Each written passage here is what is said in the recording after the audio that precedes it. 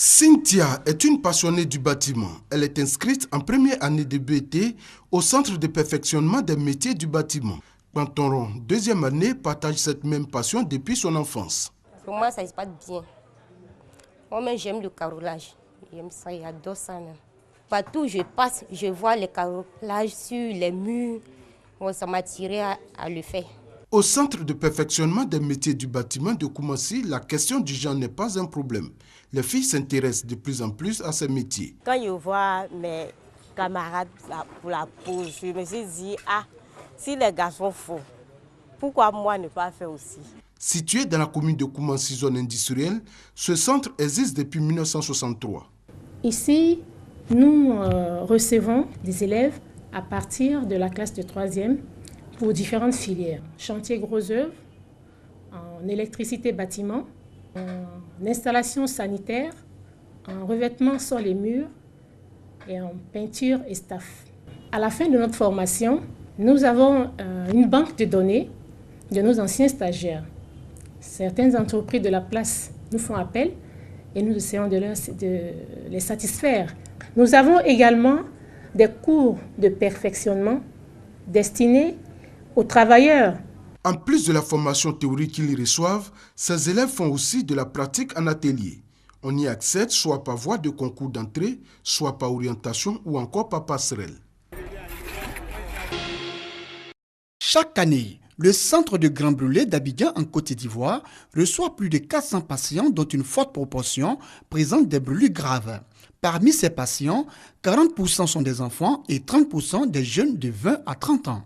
Reconnus par l'Organisation mondiale de la santé comme un problème de santé publique, les brûlures ne sont pas connues par une frange de la population, selon Dr Villasco Brigitte, chef de service du centre des brûlures du service d'aide médicale urgente SAMU.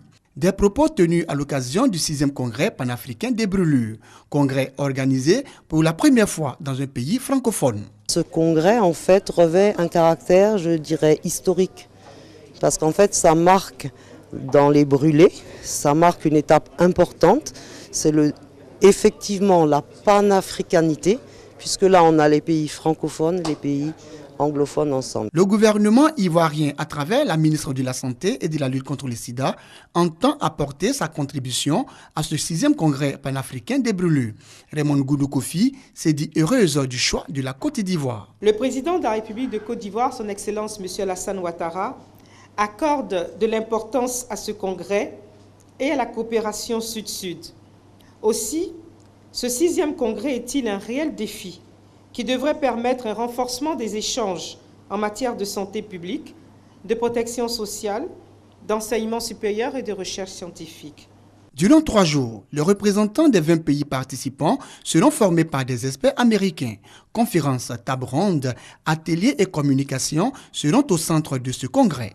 Compassion et formation, nouveaux horizons en Afrique. Thème retenu cette année pour ce 6e congrès panafricain des brûlures. 200 millions de francs CFA, c'est le montant du don fait au ministère de la Santé et de la lutte contre le sida par l'Agence coréenne de coopération internationale COICA. Ce don, matérialisé par cette signature de convention, va permettre le renforcement des moyens dont dispose déjà le ministère de la Santé dans la lutte contre la fièvre hémorragique à virus Ebola. Il servira aussi à mener les campagnes d'information et de sensibilisation des populations pour la prévention de la maladie en Côte d'Ivoire. C'est un plaisir pour la COICA de supporter la lutte contre la maladie à virus Ebola, car il est très important de contrôler cette maladie. Le ministère de la Santé et de la lutte contre le sida recommande aux autorités sanitaires des localités concernées de demeurer vigilantes. La communication d'abord, et puis il y a les centres de prise en charge des malades éventuels, la construction, l'élaboration de ces centres qui sont concernés. Et puis il y a toute une série d'équipements aussi pour la protection contre la maladie à virus Ebola. Ce don vient de façon significative participer à ce plan de contingence. L'Organisation mondiale de la santé OMS a déclaré le 9 mai dernier la fin de la maladie au Libéria. Cependant, la Guinée-Conakry et la Sierra Leone enregistrent encore des cas de malades d'Ebola. Il est donc recommandé aux populations d'accroître la vigilance tout en respectant les prescriptions sanitaires en vigueur. Encourager et motiver les médias à participer au développement de la région du Grand-Togo, c'est la première raison qui a vu naître les Oscars du Zanzan. Cette initiative a été améliorée. Les organisateurs sont allés plus loin en y associant le meilleur acteur de développement du Grand-Togo. Ainsi, pour l'édition 2015, la 4e, le meilleur maître de cérémonie se nomme Yeboah Didier. La meilleure production radio à Staki Morifié et le prix du meilleur journaliste à Azanta Ouattara. Le prix du meilleur agent de développement est revenu à Yeboah Sévérin pour avoir offert à la région une dizaine d'écoles, un hôpital et une équipe de football. Au niveau social, il est très proche de la population. Comme je suis un agent de développement, je vais continuer à bosser plus et puis à chercher des financements pour le bonheur de ma région. Cette nuit des Oscars a vu la participation de l'OLPED et du CNP. Ce qui se passe à Bondoukou depuis 4 éditions maintenant est une bonne manière de célébrer d'abord le métier de journaliste et ensuite on a les hommes de l'année de la région. Donc c'est l'excellence et on va vers l'excellence dans sa totalité. À travers les Oscars du Grand-Togo, c'est aussi l'union des cadres de la région qui est recherchée. La rumeur est souvent définie comme une information non vérifiée qui circule.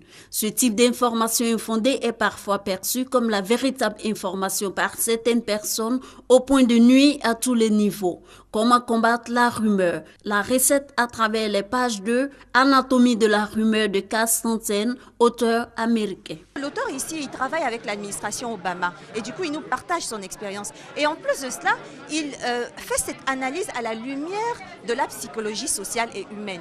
De ce point de vue-là, en prenant en compte la façon dont l'être humain réfléchit, la façon dont l'être humain agit ou interagit avec son environnement, cela est très important parce que ça nous donne une autre dimension de la rumeur. La rumeur, au-delà de « on m'a dit », vous allez plus loin pour en comprendre le mécanisme et cela vous donne les clés, les outils pour y faire face. Une conférence présidée par le ministre de la Communication, Afoussiata Bambalamine, n'a pas manqué de souligner les dégâts que peuvent causer la rumeur. La gestion de la rumeur en tant qu'homme de médias, un thème qui a été aussi développé. Le journaliste travaille sur des faits, sur des informations vérifiées et recoupées. La loi nous l'interdit, notre code nous l'interdit, donc la rumeur est un instrument à bannir. Nous encourageons donc les journalistes à travailler de façon professionnelle afin qu'ils ne soient pas les vecteurs de propagation de rumeurs.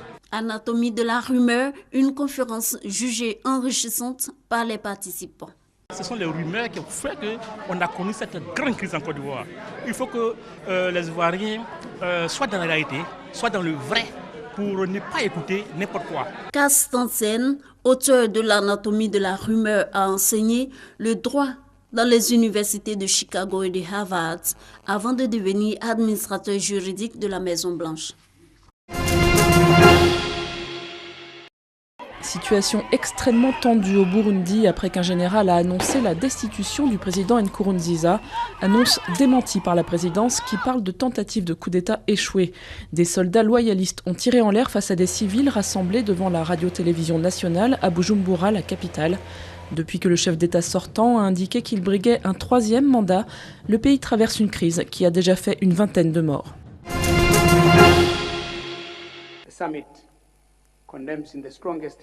Le sommet condamne fermement le coup d'État au Burundi qui, d'après le sommet, ne résout pas les problèmes du pays.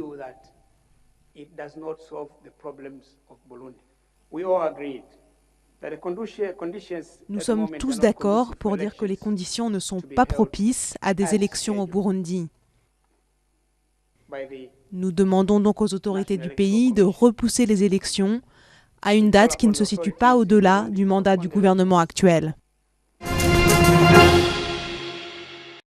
Comment faire face à la vague croissante d'arrivées de migrants par la Méditerranée? Le président de la Commission européenne dévoile son plan d'action pour l'immigration et l'asile. Jean-Claude Juncker demande aux dirigeants européens d'accepter des mesures politiquement difficiles, comme l'emploi de la force contre les passeurs, un système d'asile avec des quotas pour la prise en charge des réfugiés et l'ouverture à l'immigration économique.